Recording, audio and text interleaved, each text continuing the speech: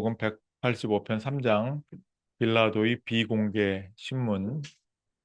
제목을 같이 읽겠습니다. 신앙 패밀리의 왕 예수. 빌라도가 공개 신문 하다가 이제 사적으로 자기 방으로 따로 불러서 예수님을 이렇게 자리에 앉게 하고 자기도 앉아서 옆에서 이제 이렇게 대화하면서 신문하는 그런 내용이죠. 세 가지 신문을 하는데 첫 번째는 뭐 말도 안 되는 거니까 민족의 선동자다. 선동자면 거기 그렇게 예수님이 붙잡혀 이렇게 와서 앉아 있지를 않으니까 이제 두 번째, 세 번째 세금 바치지 못하게 했느냐. 또 정말 뭐 로마 황제를 거부하는 그러한 뭐 반란을 일으키려고 하느냐. 뭐 그런 다 아니라는 게 이제 증명이 되죠. 그런 가운데 이제 역사상 굉장히 유명한 질문, 진리가 뭐냐, 이러한 내용들이 나오고, 또 예수님이 오늘 신앙 패밀리 왕 예수 이렇게 되어 있는데, 예수님이 왕이라는 것은 숨기지 않죠. 그러나 세속나라의 왕이 아니죠. 세상 나라의 그런 뭐 로마 제국의 왕 뭐 그런 것처럼 그런 나라의 왕이 전혀 아니고 오히려 신앙 가족들의 왕이다. 이렇게 얘기를 하십니다. 유대인이나 이방인이나 사실은 예수복음의 관점에서 보면은 어, 온 우주, 특별히 이제 예수께서 창조하신 그 지역 우주는 네바도는 전체가 다 거기 왕이시죠. 거기 왕이시고 거기에 인간들만 신앙 자녀들만 있는 게 아니라 신앙 수많은 뭐 물질아들 딸 뭐 그 중도인들 또 수많은 자녀들 많잖아요. 밀기세덱 계열, 보론다덱 계열, 라노난덱 계열, 수많은 천사들, 또 수도 없이 많은 그 지구가 아니라 지구와 같은 행성만 해도 천만 개니까 예수님이 다스리는 행성들이 그렇게 많은데 그 모론시아 1, 2, 3단계 그리고 행성 단계 다 합한 그 영적인 가족들, 신앙 패밀리, 왕이죠, 예수님이. 당연히. 그 얘기를 하고 있습니다. 그리고 본인 자신이 진리잖아요. 근데 이제 인간들에겐 다 주셨고 자신들이 눈을 떠야 되는 게 사람들이 남아 있는 거죠. 근데 빌라도가 이제 소중한 기회를 정말 소중한 기회를 받은 자인데 그걸 놓쳐버리는 이제 그런 부분이 좀 안타까운 거죠. 산 빌라도의 비공개 신문. 빌라도는 경비병들을 복도에 남겨둔 채 예수와 요한 세베대를 개인 방으로 데려와 죄수에게 앉으라고 권한 뒤 자신도 그 옆에 앉아 몇 가지 질문을 했습니다. 빌라도는 예수에 대한 첫 번째 혐의, 즉 그가 민족을 타락시키고 반란을 선동했다는 것을 믿지 않는다고 그를 안심시키며 그와 대화를 시작했습니다. 그리고 그가 질문했습니다. 그대는 카이사르에게 조세 바치지 말아야 한다고 가르친 적이 있었는가? 예수는 요한을 가리키며 말했습니다. 저 사람이나 내 가르침을 들은 사람, 다른 사람에게 물어보시오. 그러자 빌라도가 요한에게 이런 조세 문제에 관해 묻자 요한은 자기 주님의 가르침에 대해 증언하며 예수와 그의 사도들이 카이사르와 성전 양쪽에 세금을 냈다고 설명했습니다. 빌라도가 요한에게 질문을 마친 후 내가 너와 대화한 것을 아무에게도 말하지 말라고 그에게 단단히 일러두었습니다. 요한은 이 일을 절대로 밝히지 않았습니다. 네, 지금 빌라도가 자기 방에서 사적으로 신문하는 거니까 이제 비공개 신문이고 빌라도는 이제 그 예수님을 지키던 경비병들을 이제 복도에 이렇게 복도 밖에 있으라고 하고 예수님하고 그 예수님이 돌아가실 때까지 옆에 있는 참관인으로 법적인 이제 그러한 이제 지위를 갖고 있는 요한 세베대 둘을 자기 개인 방으로 데려왔습니다. 그리고 예수님, 죄수는 예수님이고 예수님을 자리에 앉으라고 예수님이 이제 자리에 앉도록 그리고 그 옆에 자신도 예수님 옆에 앉아서 몇 가지 질문을 하죠. 이제 지난주까지 세 가지 거짓 선동 예, 고발 항목이 있었는데 첫 번째 빌라도는 예수에 대한 첫 번째 혐의는 그가 민족을 타락시키고 반론을 선동했다는 것을 자신도 믿지 않는다라고 예수님을 안심시키면서 예수님과 대화를 시작했죠. 이제 두 번째, 세 번째로 넘어가겠죠. 이제 그가 질문합니다. 첫 번째는 아니라는 건 그냥 뭐 자명한 것이고 두 번째도 그다는 가이사르 로마 황제죠. 그 가이사르에게 조세 바치지 말아야 한다고 가르친 적이 있었는가? 그 예수님이 자기가 대답하지 않고 저 바로 옆에 요한이 있으니까 요한 세베대한테 저 사람이나 내 가르침을 들은 다른 사람에게 물어보시오. 그러니까 이제 빌라도가 요한에게 묻겠죠. 그래서 빌라도가 요한에게 이런 조세관계 문제에 대해서 정말 빌라도에게 세금 바치지 말라고 조공 들이지 말라고 거절하라고 그렇게 가르쳤느냐 물으니까 요한이 이제 있는 그대로 대답을 하는 거죠. 자기 주님의 가르침에 대해서 증언합니다. 예수님과 예수님이 열두 사도들 모두 다 카이사르 로마 황제에게도 세금을 바쳤고 이 유대인들에게 내는 그 그 유대인의 어떤 신앙이 중심이었던 성전을 유지하는 데 세금이 필요하니까 성전에도 카이사르에게도 성전에게도 전부 다 세금을 다 각자들까지 다 합해서 냈다. 그러니까 이제 두 번째 그 거짓 고발 내용도 완전히 가짜라는 게 이제 드러났죠. 그 다음에 이제 뭐 계속 넘어갈 텐데 일단은 이 두 번째 혐의 내용까지 빌라도가 요한한테 질문을 마쳤습니다. 요한으로부터 그 대답을 들었으니까 내가 너와 대화한 것을 아무에게도 말하지 말라라고 요한에게 이제 단단히 일러두었습니다. 이것 때문에 이제 또 이 사두개인들 사내들이는 칠 것을 알고 있으니까 어쨌든 그래서 요한 세베대는 빌라도가 하고 대화했던 것을 절대로 밝히지 않았다. 그런 후 빌라도는 예수께 돌아서서 추가 질문을 던졌습니다. 이제 그대에 대한 세 번째 고발에 관해 묻겠는데 그대는 유대인의 왕인가? 빌라도의 목소리에 아마 진지한 탐구의 어조가 섞여 있어서 예수는 총독에게 미소를 지으며 말했습니다. 빌라도요, 당신은 스스로 이렇게 질문한 것이요? 아니면 이렇게 나를 고발하는 저들에게서 이런 질문을 받은 것이요? 그러자 총독은 약간 붕괴한 어조로 대답했습니다. 내가 유대인인가? 그대의 동족과 제사장들이 그를 내게 넘겼고 그대에게 사형을 선고하라고 요청했노라. 나는 그들, 나는 그들의 고발이 타당한지 의문스럽고 그대가 무엇을 했는지 직접 파악하려고 했을 뿐이라. 말해보라. 그대가 유대인의 왕이라고 말한 적이 있는가? 그리고 그대는 새 왕국을 세우려 했는가? 지금 빌라도가 이제 세 가지 항목 중에서 첫 번째, 두 번째는 넘어갔고 이제 세 번째가 남았으니까 예수님께 이제 요한하고 말하다가 이제 예수님께로 이제 돌아서서 예수님에게 이제 마지막 세 번째인 추가 질문을 던지는 거죠. 이제 그대에 관한 세 번째 고발에 관해서 묻겠는데 그대는 유대인이 왕인가?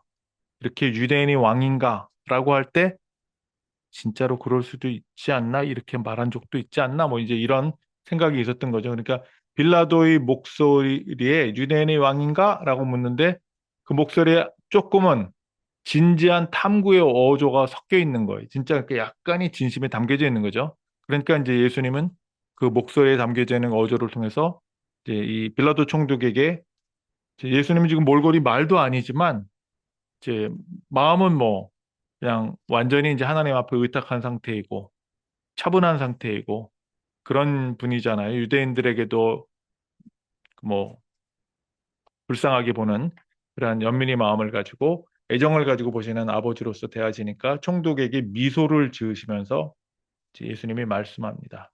빌라도요, 당신은 스스로 이렇게 정말 유대인이 왕인지 묻고 싶어서 묻는 거냐? 아니면은 이렇게 나를 고발하는 저들에게서 이런 질문을 받은 것이냐? 이렇게 물었습니다. 두 가지 다 있는 거죠. 빌라도가 지금 질문하는 거지만 진지한 탐구의 어조가 있다는 얘기는 자기 스스로 질문한 부분이 있다는 얘기고 그렇지만 이 질문은 산헤드린으로부터 세 가지 그 거짓 고발 항목 중에 세 번째 질문에 해당되는 거니까 저들로부터 받은 거죠. 예, 그것도 그런 거죠. 그렇지만 이제 그 총독은 약간 분개한 어조로 대답을 하는 것이 이제 두 가지가 다 있는데 이제 사실은 지금 상황을 얘기하는 거잖아요. 내가 너를 심판할 수 있는 권한이 있는데 지금 그렇게까지 나한테 그렇게 질문하면은 지금 이제 이게 동등한 평등한 위치가 아닌데 이제 기분이 약간 나쁜 그런 부분이 있는 거죠. 그리고 뭐 유대인들로부터 순순히 받아서만 질문하는 게 아니잖아요, 자기는. 왜냐면은 진지한 탐구의 어조도 있기 때문에. 그러니까 이제 완전히 그것만은 아니니까 약간 붕괴한 어조로 내가 유대인이 아닌데 모르니까 당연히 묻는 거 아니냐 이거죠. 유대인이 왕이냐고. 내가 유대인인가? 그대의 동족, 바로 유대인들이, 그리고 유대 제사장들이 이제 그를 내게, 사실은 너를 내게 그대를 나한테라는 뜻입니다. 내기가 아니라. 그래서 그대를 내게 넘겼고 그대에게 사형을 선고하라고 나한테 요청을 했노라. 나는 이 사내들인을 말하는 거죠. 그대의 동족인 대제사장들, 이 그들의 고발이 타당한지 내가 그냥 볼 때도 의문스럽더라. 의문스럽고 그대가 정말 무엇을 했는지 내가 직접 파악하고 싶어서 애쓰는 것뿐이다. 그러니까 진지한 탐구의 어조가 있는 거죠. 자기가 정말로 이제 파악하고 싶은 거예요. 들어서 유대인들로부터 무조건 시켜가지고 내가 그냥 도장 찍기 위해서 하는 게 아니라 정말로 내가 파악을 하고 싶어서. 왜냐면 저들이 고발하는 내용들 들어보니까 가짜 같고 타당하지도 않고 그리고 다 합법적이지도 않으니까 의문스럽다. 내가 직접 파악하려고 애쓰기 때문에 이렇게 당신이 유대인이 왕이냐고 질문하는 것이다. 말해보라. 그대가 스스로 유대인이 왕이라고 말한 적이 있는가? 그리고 그대는 정말로 새로운 왕국을 정말로 세우려 했느냐? 이것에 대해서 예수님이 빌라도한테 질문을 하는 거죠. 그러니까 이제 예수님이 이렇게 진짜 빌라도가 질문하는 동기 이런 거를 확인하고 싶은 마음도 있었던 거죠.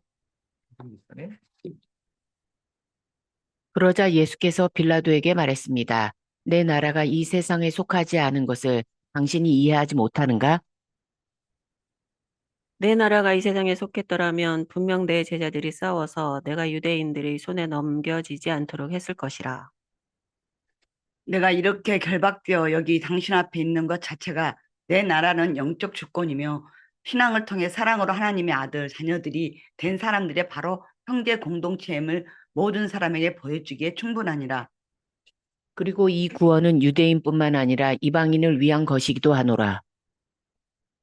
그러면 결국 그대가 왕이란 말인가? 라고 빌라도가 말했습니다.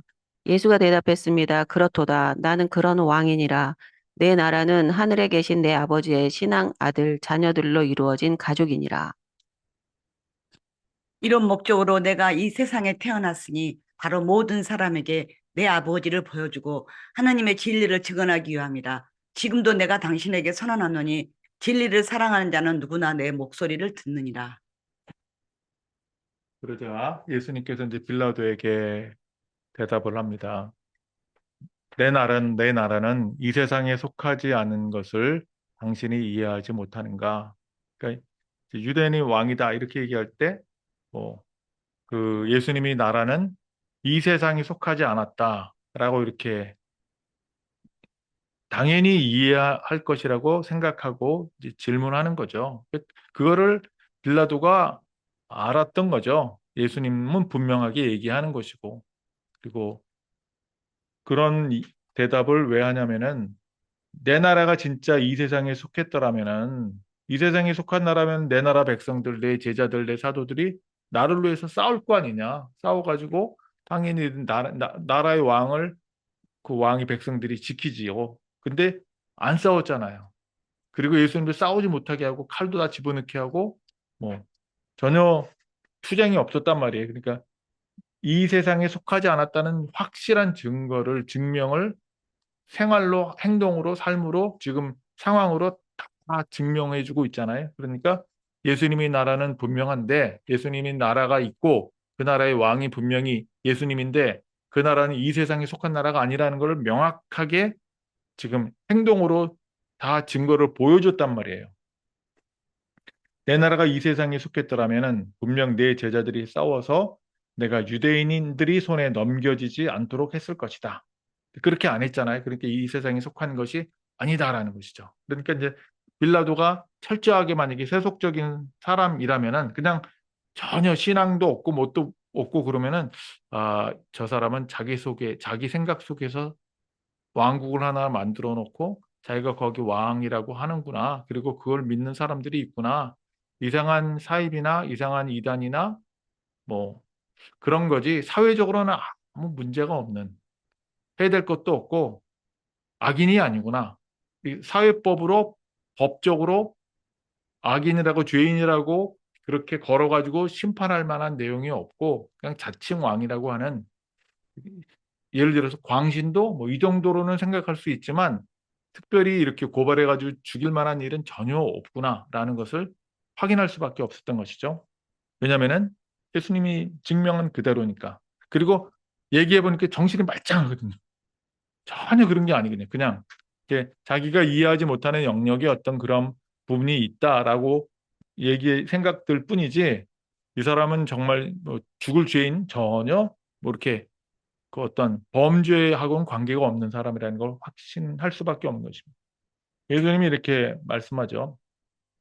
내가 이렇게 지금 이제 결박되어 있는 상태잖아요. 내가 이렇게 결박되어서 여기 당신 앞에 있는 것 그 자체가 증명하는, 그걸 자체를 통해서 네가 이해해야 되는 게 뭐냐면은 예수님의 나라는 영적인 주권이다. 영적으로 다스리는 영적 나라다. 세상 나라가 아니고 뭐 그 영적인 나라다. 이렇게 얘기하는 거예요. 영이라는 얘기를 뭐 이해 못할 테니까 어쨌든 그런 뭐 마음에서 만든 그런 무슨 다른 영역인 거지 이 물리적인 것과는 전혀 관계없다라는 그런 의미로 이제 빌라도가 이해할 거 아니에요. 근데 이 영적 주권, 영적 나라가 뭐냐?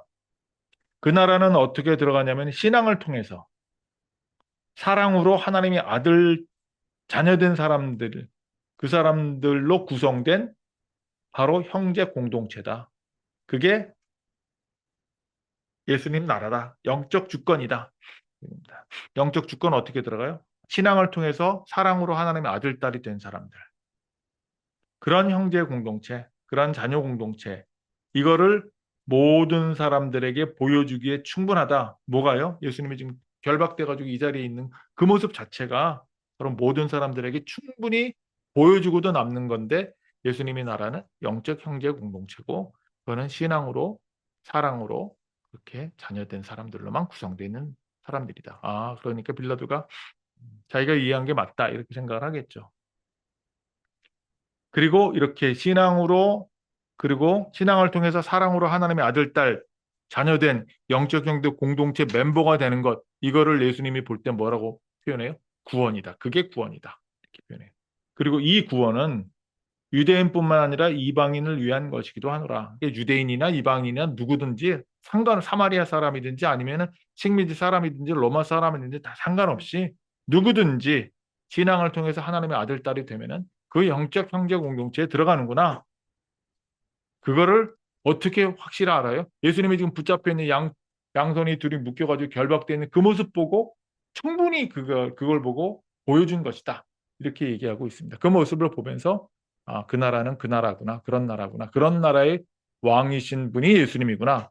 신앙 패밀리의 왕이시지 다른 거 아닌 거거든요. 근데 그 나라 들어가려면 뭐가 있어야 돼? 반드시 신앙이 있어야 돼요. 신앙이 있어야 돼요. 신앙이 있은다면은 뭐만 필요해요? 여전히 신앙만 필요합니다. 근데 그 다음에는 신앙이 있다는 것은 하나님이 아들이고 하나님이 딸이다라는 확신만 있으면 돼요. 하나님이 내 아버지다.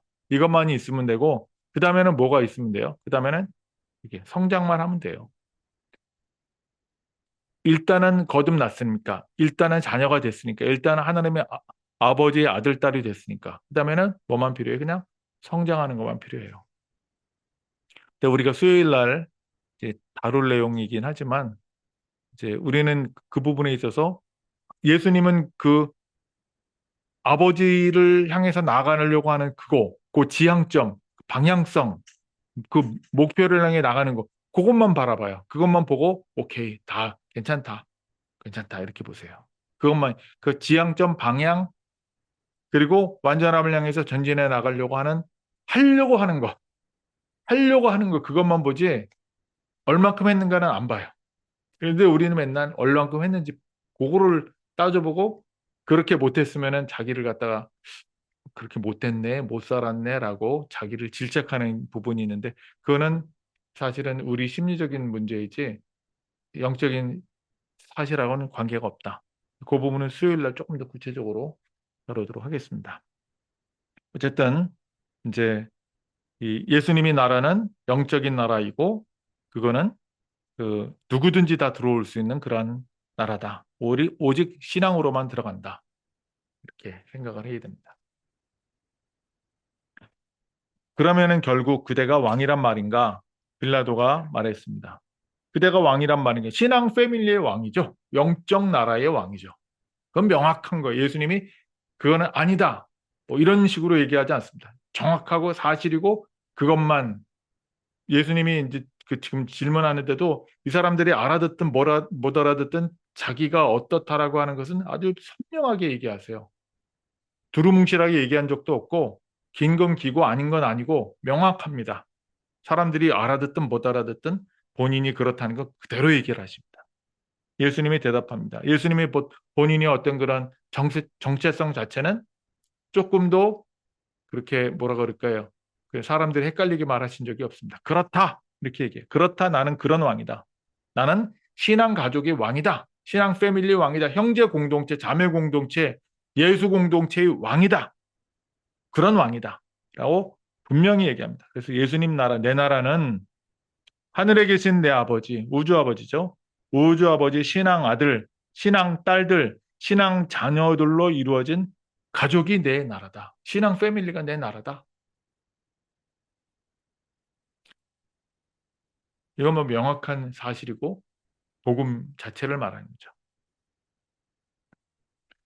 이런 목적으로 내가 이 세상에 태어났다. 예수님이 자신이 태어난, 자신이 이 세상에 온, 자기 출신, 자기 어디로부터 와서 지금 여기서 뭐 하고 있는지 명확하게 아시고 자기가 누구인지 너무나 잘 아시고 어디로 갈 건지 너무나 잘 아시고 뭐 선명합니다. 분명합니다. 명징해요 그냥 그대로. 내가 이 목적으로 세상에 태어났다.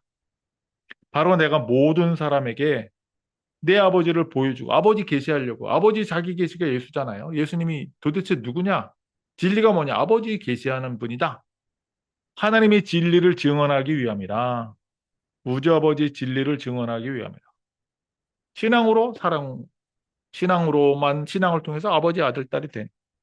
사실은 모든 사람이 아버지 자녀인데 그거를 모르니까 알도록 해주고 계시해서 사람들이 신앙 갖게 회복하도록 하는 거죠. 예수복음 본다고 해서 신앙 갖는 건 아니에요. 신앙이 있어야 신앙 갖는 거죠. 그거를 착각하는 경우가 많아요. 그래서 요한계시서를 읽고 있으니까 신앙 가진 것은 전혀 아니에요. 신앙과 그거는 완전히 다른 영역입니다. 근데 그거 착각하는 경우들이 많아요.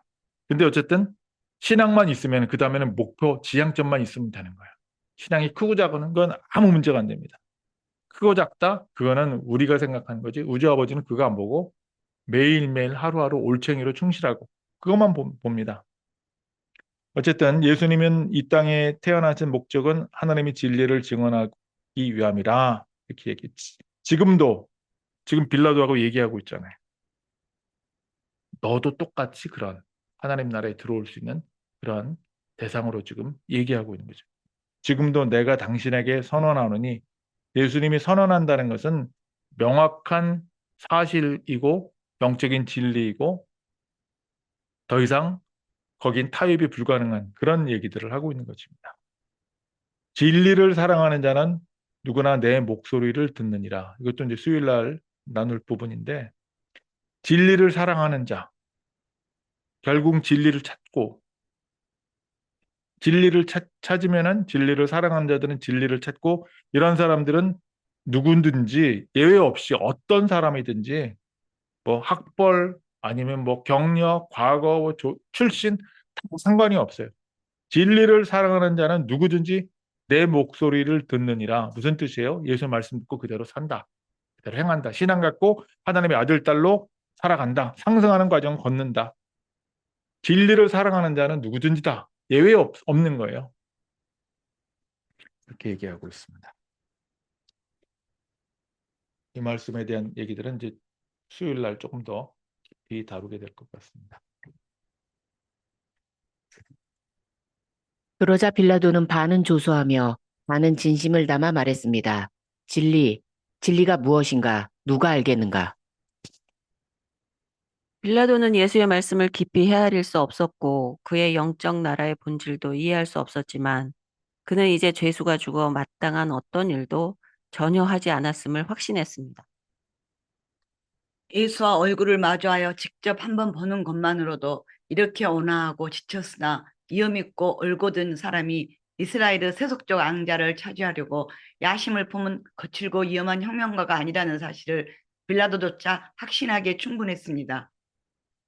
빌라도는 예수가 자신을 왕이라 부를 때 그 의미가 무엇인지 어느 정도 이해했다고 생각했는데 이는 그가 지혜로운 사람이 바로 왕이다 라고 선포했던 스토아 학파의 가르침에 익숙했기 때문입니다.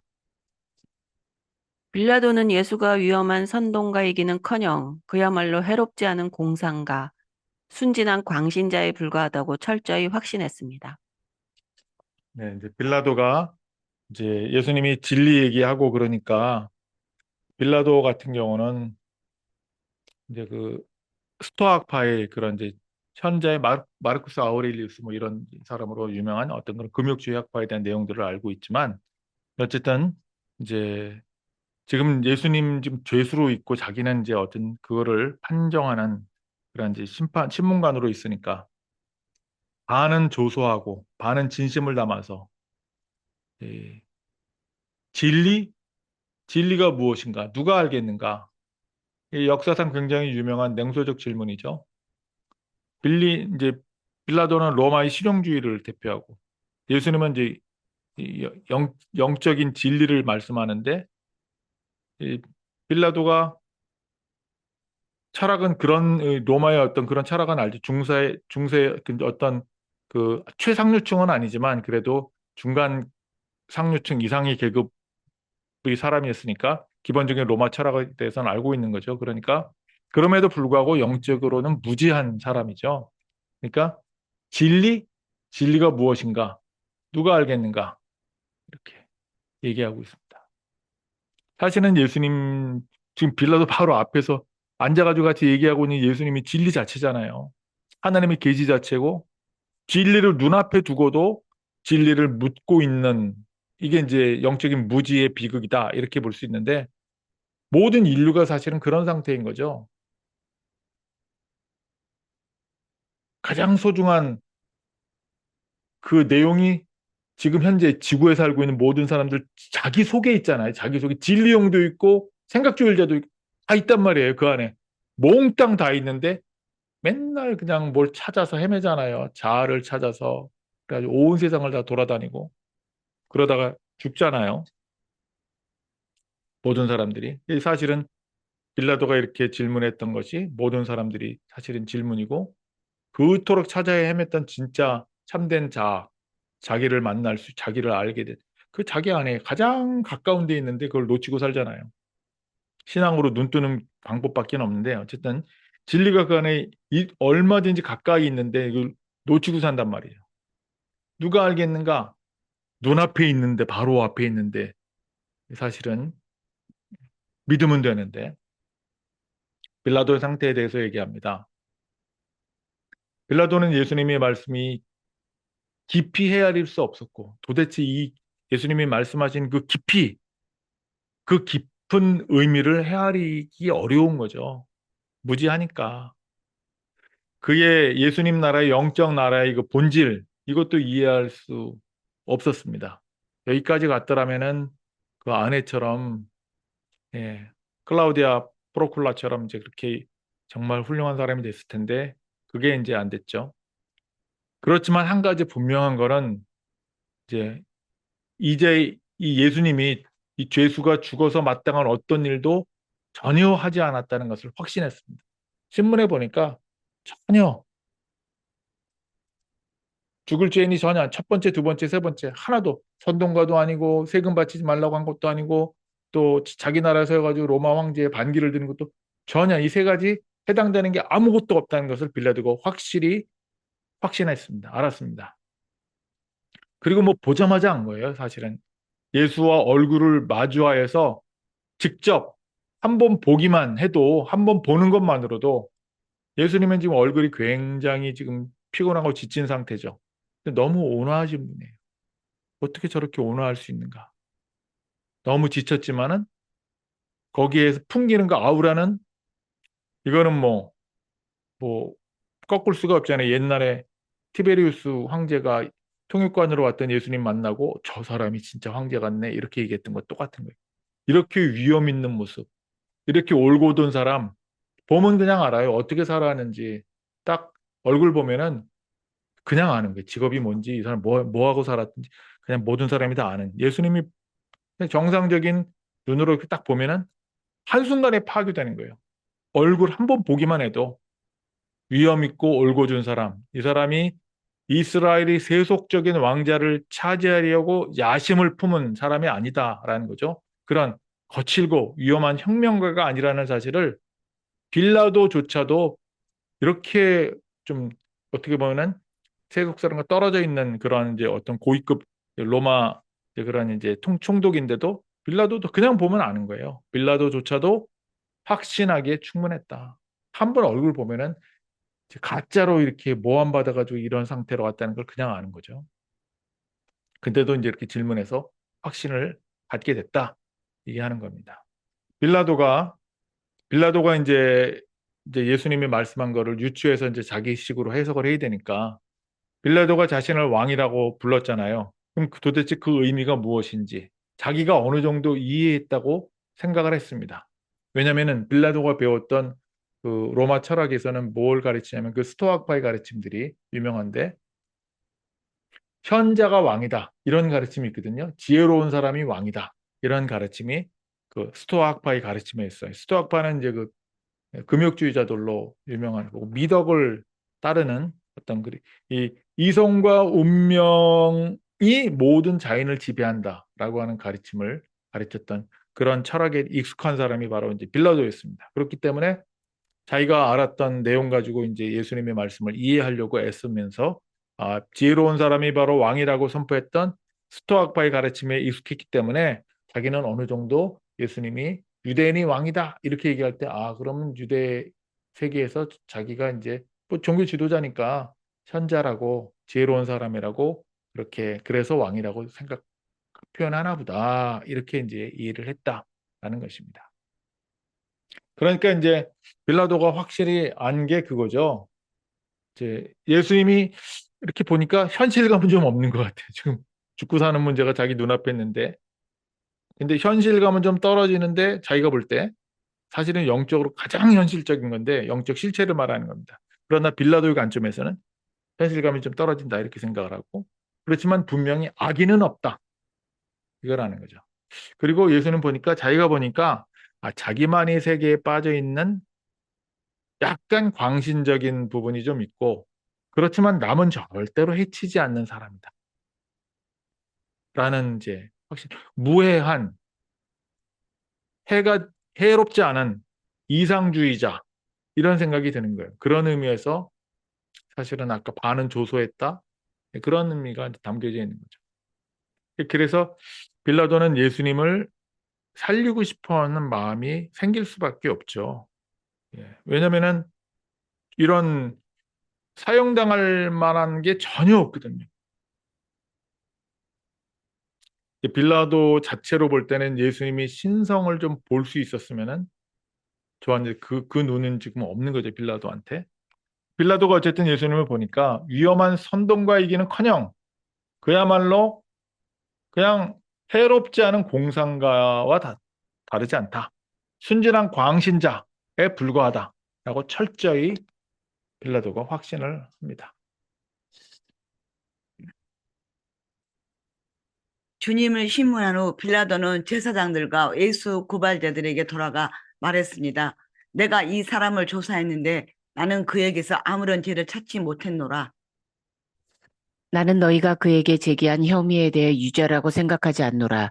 그는 마땅히 석방되어야 한다고 보노라. 유대인들은 이 말을 듣고 어찌나 크게 분노했던지 예수가 죽어야 한다고 미친 듯이 외칠 정도였습니다. 산헤드린 회원 중 하나가 빌라도 옆으로 대담하게 다가와 말했습니다. 이 사람은 갈릴리에서 시작해 온 유대 땅에서 계속 사람들을 선동합니다. 그는 소란을 일으키는 자이며 행악자입니다. 이 사악한 자를 풀어준다면 당신은 오래도록 후회할 것입니다. 빌라도는 예수를 어떻게 처리해야 할지 곤혹스러웠습니다. 그러다 그들이 예수가 갈릴리에서 그의 일을 시작했다고 말하는 것을 듣자 그는 적어도 생각할 시간을 벌기 위해 예수를 헤롯 앞으로 보내어 사건에 대한 판결의 책임을 피하려고 생각했는데 마침 헤롯은 유월절을 지내려고 도시에 와 있었습니다. 예, 예수님을 신문한 다음에 빌라도가 이제 그 관정 밖으로 나가서 지금 이제 그 관정에서 밖으로 이어지는 계단에 지금 제사장들과 고발자들이 서 있으니까 유대인들이 서 있으니까 빌라도가 이 제사장들과 예수를 고발한 자들에게 돌아가서 말합니다. 내가 이 사람을 직접 조사해 보니까 나는 그에게서 아무런 죄도 찾지 못했다. 이렇게 말해요. 찾지 못했노라. 이 find 현재형을 써요. 무슨 뜻이냐면은 공식적인 선언이에요. 예수님이 무죄하다라고 하는 불변의 사실로 확정된 상태를 판결로 법적으로 그렇게 판단한다 라고 말할 땐 현재형을 쓰는 겁니다. 최종 판결이다. 그런 거예요.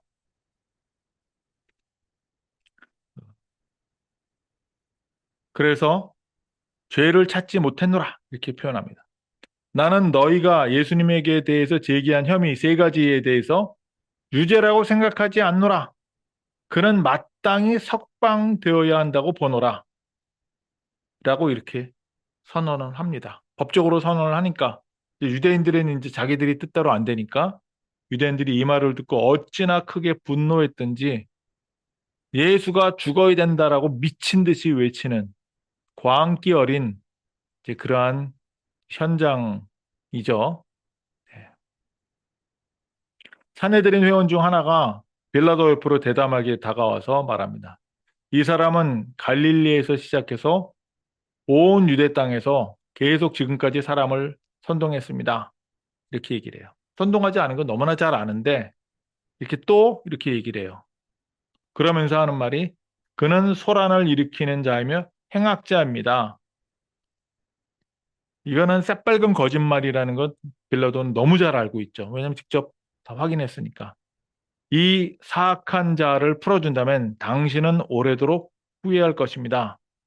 이렇게까지 얘기를 하는 거예요. 그러니까 이제 빌라도가 이 마음이 또 약한 사람 아니. 이 정치적인 어떤 자기 자리를 지키고 있는 그런 이제 야심이 있고 욕심이 있으니까 이제 사실이 중요한 게 아니라 이제 자기에게 문제가 생길 수 있으면 그걸 이제 막아야 되니까. 네, 그래서 무죄를 확신했지만 이렇게 이제 압박하는 거잖아요. 압박하니까 빌라도가 자기가 빠져나갈 구멍을 찾아야 되는데 여기 이 사람이 갈릴리에서 시작했다 그러니까 펀뜩 드는 생각이 헤롯 안티파스 영역 아니야? 그럼 그 사람한테 떠넘겨버리고 그 사람이 판결하도록 해버리면 자기는 책임 안 져도 되겠네? 이런 생각이 탁 드는 거예요. 좀 이제 얍삽한 그런 이제 마음이 있는 거죠. 근데 빌라도는 예수를 어떻게 처리해야 할지 곤혹스러웠습니다. 자기는 풀어주고 싶은데 근데 이제 막무가내 유대인들이 난리 치니까 그러다가 그들이 예수님이 갈릴리에서부터 예수의 일을 시작했다고 말하는 것을 들었잖아요. 그러니까 적어도 자기가 이제 이 골치 아픈 이 곤혹스러운 문제를 생각할 시간을 벌기 위해서 차라리 그럼 예수님을 헤롯 앞으로 보내면은 헤롯이 판결할 거 아닌가? 그렇게 헤롯 앞으로 보내서 이 사건에 대해서 자기가 판결하는 이 책임을 자기가 피하고 싶은 거죠. 자기는 풀어주고 싶은 게 본심이지만 그렇게 됐다 또 문제가 생기니까. 그래서 이제 헤롯한테 보내려고 하는데 마침 헤롯이 그때 6월절 행사 참여하려고 이 예루살렘 도시는 이제 예루살렘 성 안에 와 있는 상태였다. 그 얘기를 지금 하고 있는 것입니다. 빌라도는 또한 이런 조치가 가나일권 문제에 대한 수많은 오해로 인해 한동안 자신과 헤롯 사이에 존재했던 껄끄러운 감정을 어느 정도 해소하는데 도움이 될 것으로 생각했습니다. 이 사람은 갈릴리 사람이다. 그를 즉시 헤롯에게 데려가라.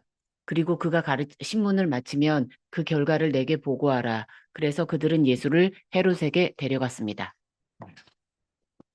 지금 이제 빌라도가 이제 지금 자신이 헤롯한테 이렇게 보내는 이런 조치를 하면 관월급 문제에 대해서 자기는 이제 유대 전체 총독이지만 그 헤롯 안티파스는 갈릴리를 다스리는 분봉왕이니까 관할하는 문제에 대해서 수많은 오해가 생겨가지고 한동안 자신과 헤롯 안티파스 사이에서 이제 껄끄러운 감정이 있었거든요. 불편한 감정이 있었단 말이에요. 근데 이제 이렇게 어떻게 보면 그 문제는 당신이 맡으시오라고 하면 이게 사실은 이 문제는 지금 그 당시에 유대 나라 전체에서 가장 큰 문제니까 헤롯한테 어떻게 보면은 이제 결정할 수 있는 결정권을 인정해 주는 거니까 그렇게 되면은 헤롯이 자기하고 관할권 문제 때문에 맨날 다투었는데 이거를 양도해 주면은 헤롯이 생각할 때 아, 나를 어느 정도 그래도 분봉왕으로 인정해 주는구나 빌라도 총독이.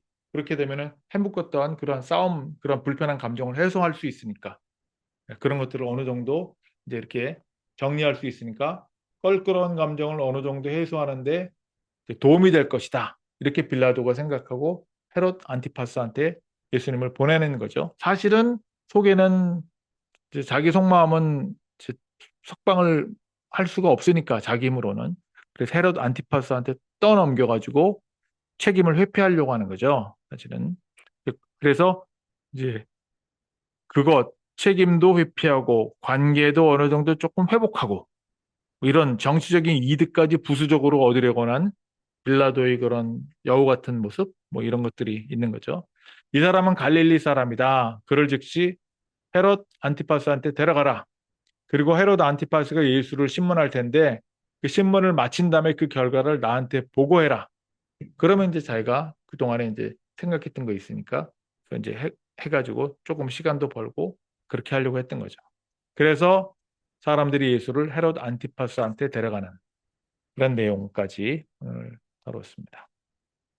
같이 읽겠습니다. 자는 진령을 주시는 상징입니다. 빵은 성부와 성자가 연합된 생명입니다. 1절.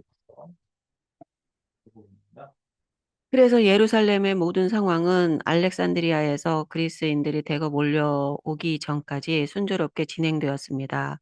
로단의 제자 2명이 예루살렘에 도착하여 헬라파 유대인 중에서 많은 개종자를 만들어냈습니다. 그들의 초기 개종자 중에 스데반과 바나바가 있었습니다. 유능한 이 그리스인들은 유대적 관점을 그렇게 많이 가지고 있지 않아서 유대적 예배 방식이나 다른 의례적 관습을 잘 따르지 않았습니다. 그리고 바로 이런 그리스 신자들의 행위로 인해 예수 공동체와 바리새파 및 사두개파 사이의 평화로운 관계는 최후를 맞이하게 되었습니다. 그러니까 지금 요 바로 직전까지는 그 바리새인들이 볼 때 이 예수 복음을 믿는 사람들이 그 유대 율법을 지켰거든요. 할례도 행했고 안식일도 지켰고 그 문제가 전혀 없는 거예요. 근데 사두개인들이 볼 때는 이제 그 사람들이 이 예수 복음을 전하는 사람들이 쏠리니까 문제 삼았거든요. 근데 바리새인들이 대부였던 가말리엘이 가만 놔둬라. 큰 문제가 없다. 정말로 이 사람들이 하나님께로부터 왔다면은 너희들이 저 사람들에 대해서 뭐라고 하면 너희들이 하나님을 대적하는 사람들이 되니까 가만히 내둬라 해서 문제가 잘 정리가 됐단 말이에요. 그래서 예루살렘의 모든 상황은 순조롭게 진행이 됐어요. 언제까지? 그리스인들이, 이 헬라 사람들이죠. 헬라 사람들이 알렉산드리아로부터 대거 몰려오기 전까지 순조롭게 진행되었다. 알렉산드리아는 그 당시에 뭐 굉장히 유명한 도서관도 있었고 박물관도 있었고 그리고 뭐 어떻게 보면은 그 도시 중에서 굉장히 큰 도시죠. 북아프리카에 있지만 그 이제 대학도 거기에 있었습니다. 그러니까 철학 연구하는 분들도 많았고 그러다 보니까 사람들도 많았지만 그 힘이 있던 그런 도시였습니다. 로마가 유명하고 알렉산드리아가 유명하고 지금 이제 그런 상황이었는데 여기서 그리스인들이 대거 예루살렘으로 몰려왔습니다. 그렇게 되면서 문제가 생기기 시작했다. 근데 여러 사람들이 몰려왔는데 알렉산드리아에 유명한 신앙인이 있었죠. 로단. 로단이 있었죠. 예수 복음에 정말로 훌륭한 사람. 로단이 가르쳤던 로단이 가르쳤던 철학교가 거기 알렉산드리아에 있었거든요. 그러니까 로단이 제자들이 이 섞여가지고 알렉산드리아로부터 예루살렘으로 왔던 것이죠. 당연히 헬라 사람들이고 로단이 제자 두 명이 예루살렘에 와가지고 예루살렘에 도착해가지고 예루살렘에 수많은 헬라파 사람들이 있었거든요. 헬라파 유대인들이 있었단 말이죠. 헬라인인데 유대교를 믿는 사람들이 있었는데 이 사람들을 예수 복음으로 개종시켰습니다. 그래서 로단이 제자 두 명이 예루살렘에 있었던 수많은 헬라파 유대인들을 개종시켰는데 그 중에 누가 있었냐면은 스데반과 바나바가 있었다.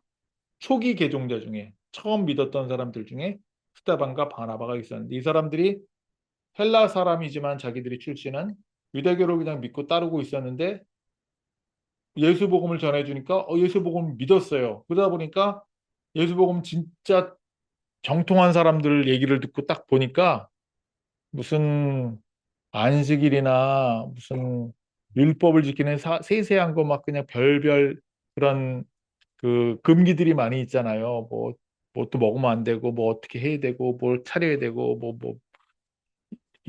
저기 그 안식일 날은 뭐 1km에선 걸어가면 안 되고 뭐 별게 다 있는데 전기밥솥 이거 버튼 눌러도 안 되고 뭐 엘리베이터 타고 올라가도 안 되고 별걸 다 지킨단 말이에요. 그러니까 근데 예수복음 내용을 딱 보니까 그런 쓸데없는 것들이네 그런 것들이 이렇게 이제 생각이 드는 거죠. 그래서 초기 개종자 중에 스테반과 바나바가 있었는데 이 사람들이 똑똑한 사람들이었어요. 유능한 아주 똑똑한 그리스인들이었어요. 이 사람들은 원래 출신이 헬라 사람들이잖아요. 그러니까 유대적 관점을 그렇게 많이 가지고 있지 않았어요. 근데 그냥 그러다가 근데 유대교를 믿었으니까 유대교를 따라갔는데 예수 복음을 진짜 듣고 이렇게 보니까 거기는 그런 내용들이 없단 말이에요. 뭐 어쩌고 저쩌고 하는 그런 율법이 그 위생 조항 같은 거. 거긴 더운 지방이니까 뭐 돼지고기 먹지 말라 그랬잖아요. 그 이제 상하면 금방 상하니까. 근데 그런 것들인데 그런 것들이 별로 중요하지 않다는 것도 자기들 원래가 안 지키던 사람들이었으니까. 근데 예수 복음 듣고 나니까 진짜네? 자기들이 생각했던 게 맞네? 이런 생각이 드는 거죠. 그래서 유대적인 예배 방식 그리고 유대교의 다른 의례적 관습 이런 걸 잘 따르지 않았어요. 근데 이런 사소한 것 때문에 사실 문제가 된 거예요. 그리고 바로 이런 그리스 신자들의 행위로 인해 그동안은 잘 지켰잖아요. 유대교 형식 따라 잘 지켰는데 로단이 제자들이 전해준 예수 복음 듣고 바뀌면서 안 지키기 시작하니까 그러니까 이제 그 예수 공동체라고 하는 사람들 저 사람들 문제가 있네 이렇게 생각하는 거예요.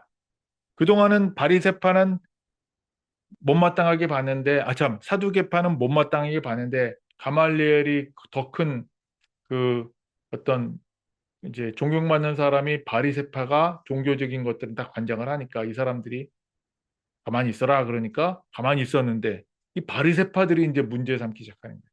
사두개파가 뭐라고 했을 때는 바리새파가 딱 눌러가지고 해결이 됐는데 이제는 바리새파와 함께 사두개파 이 두 가지가 다 같이 이제 예수 공동체 자체를 문제 삼는 거예요. 그래서 예수 공동체와 나머지 바리새파 및 사두개파가 연합된 이 공동 이런 이제 이 사람들이 예수 공동체에 대해서 그동안은 평화롭게 잘 지냈는데 그게 최후를 맞이하게 됐다라는 얘기입니다. 문제가 됐다. 얘기를 하는 거죠. 스데반과 그의 그리스 동료들은 예수가 가르친 방식에 더 가깝게 설교하기 시작했고 이에 따라 그들은 유대 통치자들과 즉각적으로 충돌했습니다.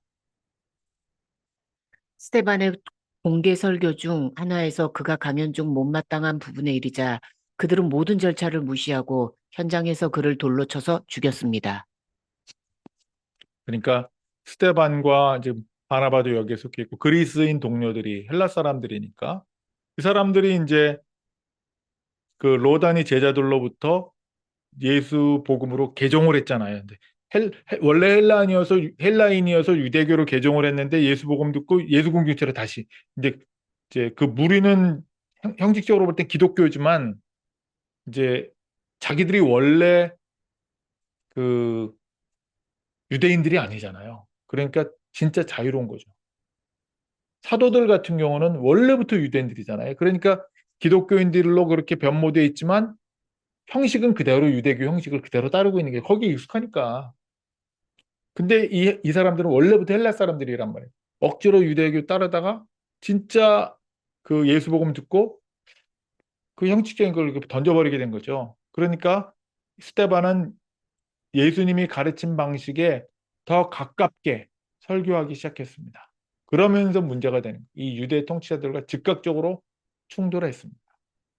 그러니까 우리가 지금 이제 우리 지금 관점에서 볼 땐 아무것도 아닌 문제인데 그 당시 사람들한테 그런 것들이 이렇게 굉장히 세뇌돼 가지고 그걸 못 벗어나는 거죠. 뭐 지금 이슬람에서 무슨 히잡 가지고 문제 가지고 뭐 만약에 건다면 우리는 그거 아무것도 아닌데 그 사람들은 그거 가지고 사는 뭐 살고 죽는 문제잖아요. 그리고 얼마 전에 몇 해 전에 뭐 여자들 막 죽이기도 하고 막 그랬잖아요. 이란에서. 예. 너무 웃긴 것들이잖아요.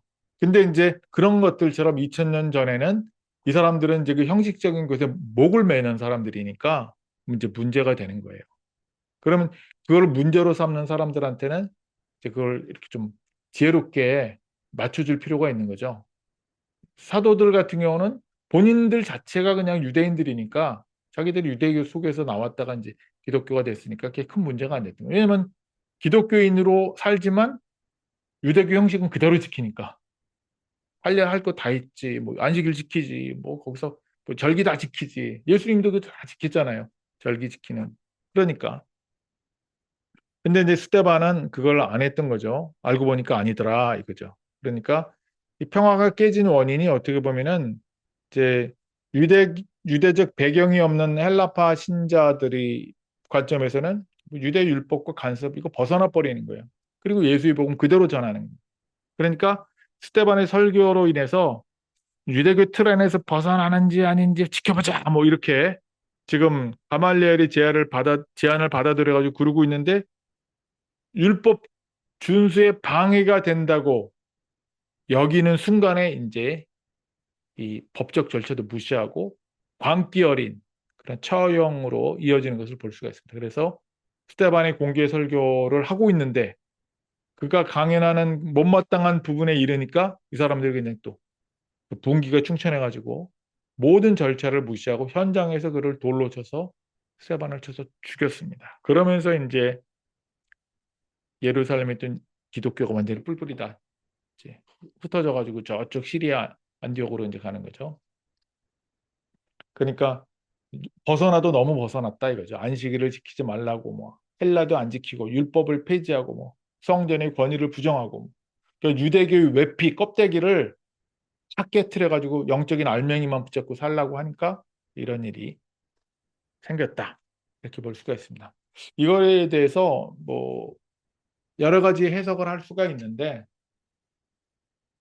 잘못했다고 말하기도 또 좀 어려운 부분도 있는 것이 전체적인 그러한 이제 결과론적인 얘기긴 하지만 그 당시에 예수 복음을 들고 전 세계로 나가서 복음을 전하라고 했는데 기독교인들이 안 하는 거예요. 2년이 지나도록 그냥 그대로 그냥 예루살렘에 머물러 있고 사도들도 마찬가지예요. 예수님은 전 세계로 나가라고 안 나가. 그냥 머물러서 거기서 하던 대로 그냥 이러고 있는 거예요. 그러니까 여기서 핍박이 일어나면서 이 사람들이 사도들이 이제 진짜 전 세계로 나가기 시작했다. 그러면서 기독교가 전 세계에 펼쳐지는 시작점이었기 때문에 불가피한 그러한 관점으로 보는 견해가 더 큽니다, 사실은. 그러니까 이제 근데 스테반 개인적으로 볼 때는 본인은 또 진짜 이렇게 안 하면 안 되니까 이렇게까지 했던 것이고, 근데 이제 이런 걸 다 아는 관점이라면 좀 지킬 건 지키면서 또 이렇게 밖으로 선교도 나가고 그랬으면 이런 일이 안 생겼을 텐데 이제 어쨌든 그런 문제들이 볼 수 있습니다. 잠깐 기도하시겠습니다. 은혜로우신 아버지 하나님, 오늘 빌라도가 개인적으로 예수님을 신문하면서 정말 세 가지로 고발당했던 사실들이 다 가짜였다는 그리고 사실이 아니었다는 사실을 확실히 알고 예수님을 풀어주려고 하면서 진리이신 예수님 앞에서 진리를 에 대한 그러한 질문을 하고 예수님은 분명하게 신앙 가족들의 왕이라고 하는 명백한 진리를 제시하시면서 자신이 온 목적, 태어난 목적, 하고 있는 일, 그리고 지금 어떤 상태이고 자기가 누구라는 것을 명백히 밝히셨습니다.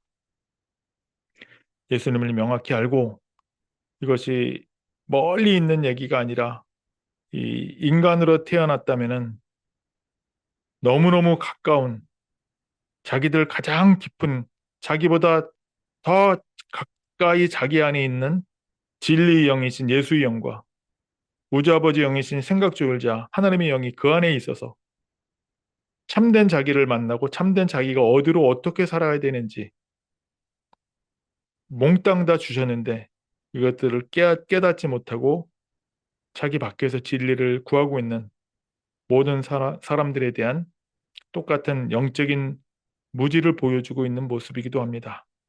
주께서 인도하여 주셔서 인류 전체가 참된 진리이신 예수를 누리며 상승길로 나가는 복된 은혜의 역사가 모든 사람들에게 실제로 누려지기를 예수님 이름으로 기도 올립니다. 오늘도 주님 앞에 간구하오니 성찬에 참여할 때 이런 놀라운 신앙과 은혜가 저희들 앞에 다시 한번 활성화되고 살아내는 역사가 있도록 에너지로 이 시간에 현장에서 주어지기를 예수님 이름으로 기도 올립니다. 아멘.